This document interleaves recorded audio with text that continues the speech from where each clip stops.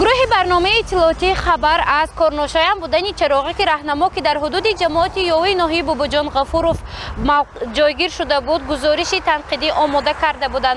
پس از 3 روز دیگر مسئولین این جماعت تصمیم گرفتند که چراغک راهنما را از نو تعمیر، تجدید و وصل نمایند.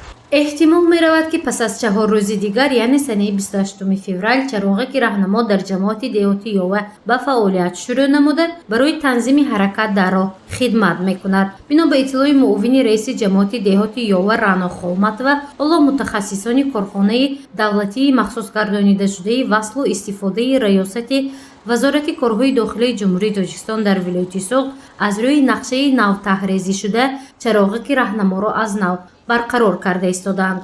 من در وقت صحبت با همین استادهایی که طبق همین سخیمه مخصوص که برای همین شنانیدن چراغک همین راهنما کار و فعالیت خود را میبرند، طبق همین سخیمشان کاربری کرده ایستادند.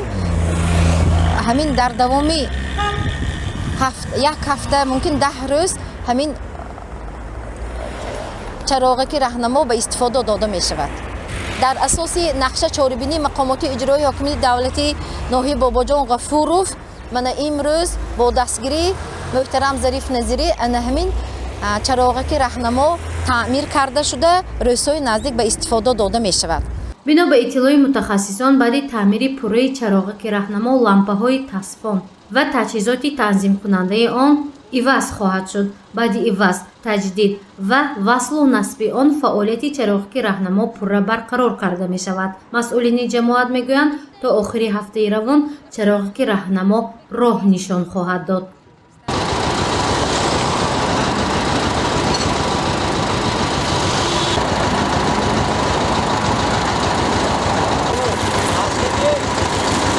رحیم براتف نفقه‌خوار از ناحیه باباجان غفورov اوید به 5 سال اخیر فعالیت نکردن چراغک راهنما به خبرنگارانی شعبه اطلاعاتی شرکت تلویزیون و رادیوی سیمای مستقل یکم شکایت کرده بود. بنا به گفته رحیم عمل بعد 3-4 سال دعوت‌ها و شکایت او به مقامات‌های دخلدار نتیجه خوب را به دست آورد. اکنون او خرسند است و تا میتواند به متخصصان کارخانه دولتی مخصوص گردانیده شده وصل و استفاده کمک کند.